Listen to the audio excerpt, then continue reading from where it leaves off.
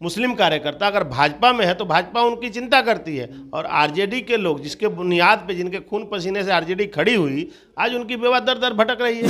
मुस्लिम समाज के साथ हम बैठते तो मुस्लिम समाज ने मन बना लिया है कि भारतीय जनता पार्टी के साथ वो लोग जाएंगे। मुसलमान जो है आरजेडी को सबक सिखाने के लिए तैयार है, और आरजेडी को सबक सिखाने के लिए एकदम पूरा संकल्पित है और संकल्प लेके बैठा है। देखिए, यूँ तो कहा जाता है कि मुसलमानों की पार्टी है राष्ट्रीय जनता दल, जेडीयू, कांग्रेस, लेकिन लोग ये भी आरोप लगाते हैं बीजेपी पर कि बीजेपी में जो है मुसलमान जाने से हिचकते हैं।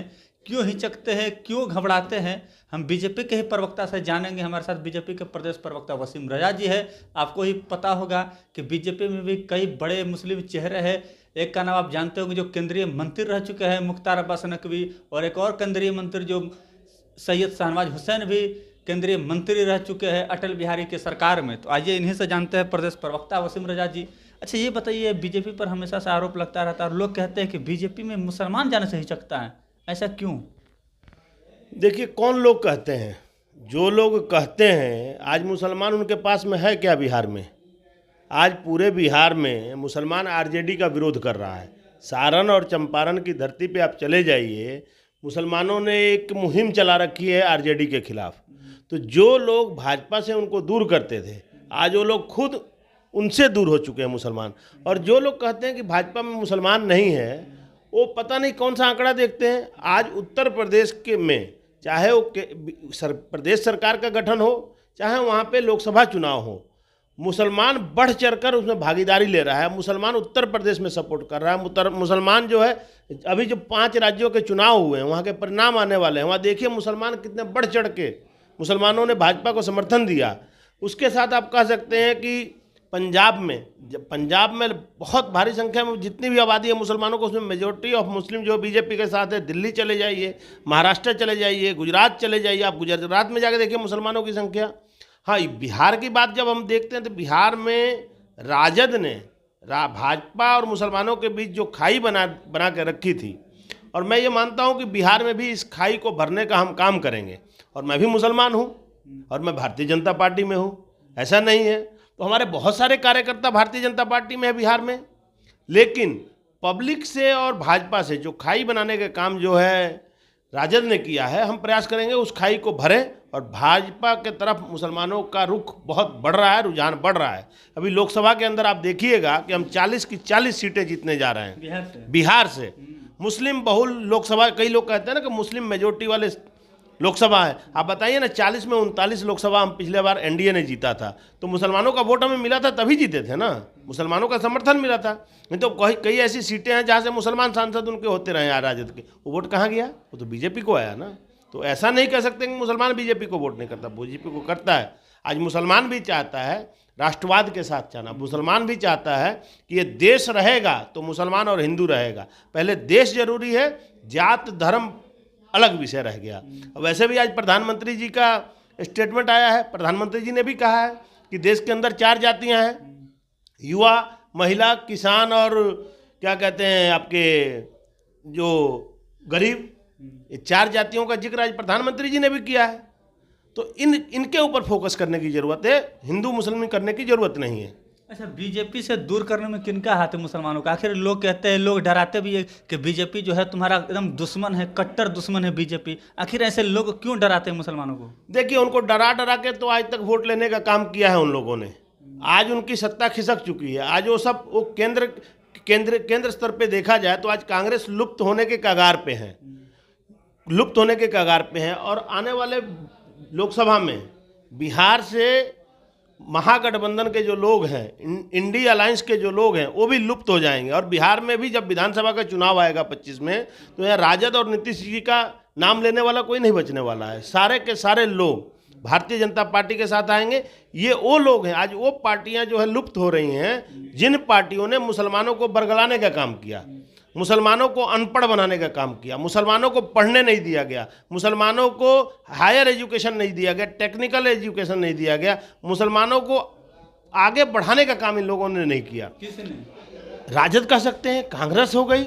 राजद और कांग्रेस यही लोग ना कहते रहे हैं। केंद्र में कांग्रेस कहती आई है कि मुसलमानों को बीजेपी खा जाएगी, भगा देगी, मार देगी। बताइए ना, 10 साल से लगभग 10 साल हो गया देश में हमारी सरकार है, कितने मुसलमानों को हमने पाकिस्तान भेजा है? ये काम तो वो लोग कहते थे ना, लेकिन आज देश का कुछ नेता जो वीजा तैयार रखते देखिए हैं। कौन क्या कहता है उससे मतलब नहीं है। देश के प्रधानमंत्री जी की नीति और नीयत बिल्कुल साफ है, उस देश के एक एक नागरिक के लिए है, चाहे वो किसी जाति धर्म से मानने वाला हो। इसी कारण आज पूरे देश में हिंदू हो चाहे मुसलमान हो, सब देश के प्रधानमंत्री की तरफ देख रहे हैं। प्रधानमंत्री में उनको आस नजर आ रही है। आज बढ़ता हुआ देश दिख रहा है, विकसित देश दिख रहा है।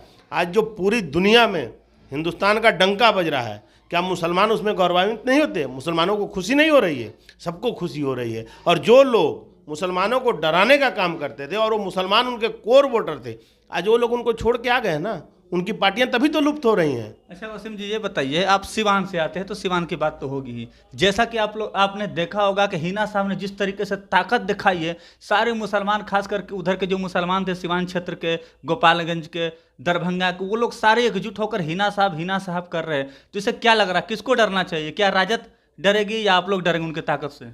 देखिए, हम तो एक बात कहेंगे कि सारण और चंपारण के मुसलमानों ने आरजेडी को खड़ा किया था। मरहूम शहाबुद्दीन साहब जो हैं, उनके कह सकते हैं उन्होंने आरजेडी की बुनियाद रखी। आरजेडी के नींव में शहाबुद्दीन का खून और पसीना है। लेकिन शहाबुद्दीन साहब के इंतकाल के बाद उनकी बेवा को जिस तरीके से आरजेडी वाले जलील कर रहे हैं, आज पूरे का पूरा सारण चंपारण ही नहीं, पूरे बिहार का मुसलमान अगर वो देख रहा है तो भारतीय जनता पार्टी की तरफ देख रहा है। उनको ये लग रहा है कि भारतीय जनता पार्टी ही एक ऐसी पार्टी है जो अपने कार्यकर्ताओं को अंतिम समय तक ध्यान देती है, अंतिम समय तक कार्यकर्ताओं को परिवार मानती है। और भारतीय जनता आज राजद के कुछ लोग कह रहे हैं, मुस्लिम कार्यकर्ता कह रहे हैं कि शहाबुद्दीन जैसे लोग या कोई भी मुस्लिम कार्यकर्ता अगर भाजपा में है तो भाजपा उनकी चिंता करती है। और आरजेडी के लोग जिसके बुनियाद पे, जिनके खून पसीने से आरजेडी खड़ी हुई, आज उनकी बेवा दर दर भटक रही है। ये अफसोसजनक है। ताकत से, हिना साहब की ताकत से क्या लग रहा है, आरजेडी डरेगी? आरजेडी डरे या ना डरे, लेकिन आरजेडी से मुस्लिमों का पलायन हो गया है। आरजेडी का मुस्लिम वोट बैंक जो है आज भारतीय जनता पार्टी के साथ है। आने वाले लोकसभा में आपको देखिए, लोकसभा में मुसलमान जो है भारतीय जनता पार्टी को वोट करने जा रहा है, क्योंकि मुसलमान जो है आरजेडी को सबक सिखाने के लिए तैयार है और आरजेडी को सबक सिखाने के लिए एकदम पूरा संकल्पित है और संकल्प लेके बैठा है। क्योंकि मैं खुद सिवान से बिलोंग करता हूँ, मेरा लगातार सिवान में प्रवास हो रहा है विभिन्न जगहों पे। जब मुस्लिम समाज के साथ हम बैठते हैं तो मुस्लिम समाज ने मन बना लिया है कि भारतीय जनता पार्टी के साथ वो लोग जाएंगे इस बार। चलिए, मुसलमानों को हमेशा से ठगने का काम किया है, चाहे वो आरजेडी हो, चाहे वो जदयू हो, चाहे वो कांग्रेस हो। इनका साफ तौर पे कहना है कि आने वाले 2024 में जो जदयू और आरजेडी का जो वोट बैंक है मुसलमानों का, वो सीधा शिफ्ट जो होगा भारतीय जनता पार्टी में होगा। यानी नरेंद्र मोदी को मुसलमान चाह रहा है। मुसलमान का साफ तौर पे कहना है, अगर हमारा कोई साथ दे सकता है, हमारा कोई समर्थन दे सकता है तो वो भारतीय जनता पार्टी है। ये लोग सिर्फ और सिर्फ वोट बैंक की राजनीति करते हैं। ये थे हमारे साथ बातचीत कर रहे थे भारतीय जनता पार्टी के प्रदेश प्रवक्ता वसीम रजा जी है। इनके बात से आप कितने सहमत और असहमत है, अपने कमेंट्स में जवाब जोड़ दीजिएगा। तब तक के लिए बहुत बहुत धन्यवाद।